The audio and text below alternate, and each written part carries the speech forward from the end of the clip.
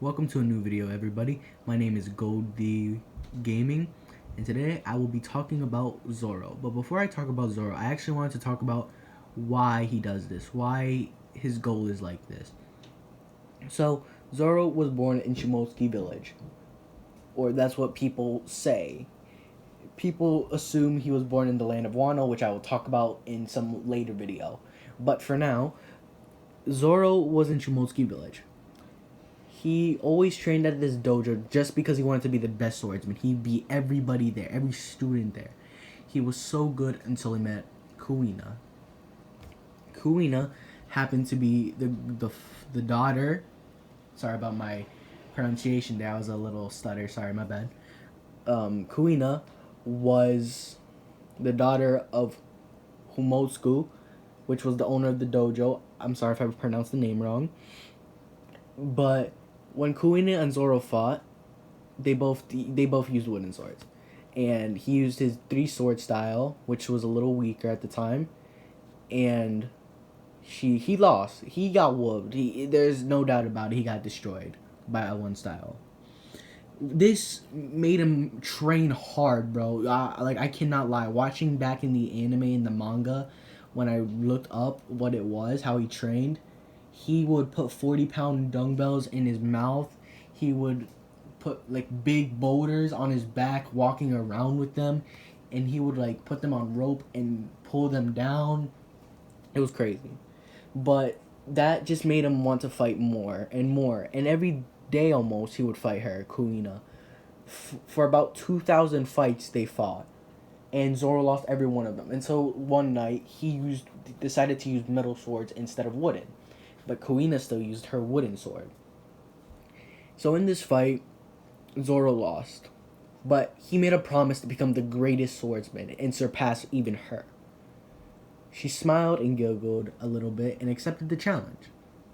And Zoro was happy to know that his rival is going to be the person he defeats.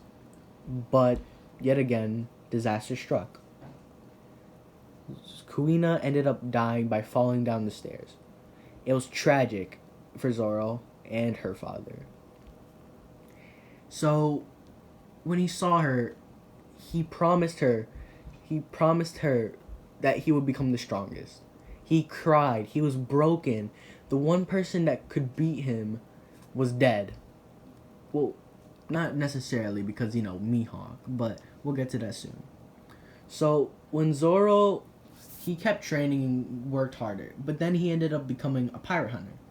He became a very famous pirate hunter with around 120 million berry, which was pretty good for a pirate hunter too. And he was very famous. He killed a lot of people.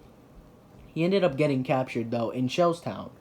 So when he got captured, he wanted to stay tough. He had to survive like 60 days without food and water, like so 30-30. And he managed, but they were going to kill him anyway. Once Luffy found out that they were going to just kill him anyway and not hold their word as Marines, he was mad, as you could tell, because that's Luffy. And he ended up punching Hellenpoom, the guy who was going to kill him, in the face. So now that we've learned pretty much a decent amount about Kuwina, I have actually showed some pictures of Kuwina for the past 5 minutes and probably a video of our little slideshow of what Zoro's hometown looks like. So now we are going to talk about his Thor's 4 swords. I forgot the names for them, but you can see them there. He got one of the swords from a shop. One of them happened to be broken. One of them he got from a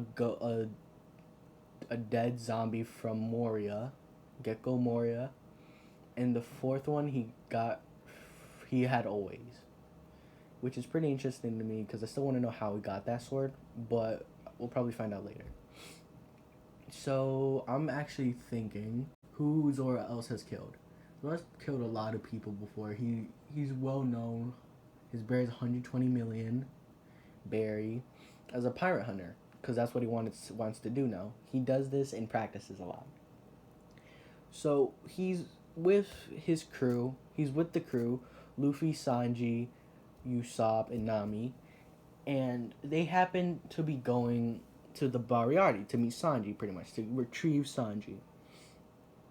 So now that we've learned a pretty good amount about Kuwina and Zoro and his swords a little bit, sorry if I don't say a lot of information, I'm still learning the Zoro swords, but he happened to meet one of the seven warlords. And if you wanted a video about the seven warlords, please leave a comment and I will get on to that right away.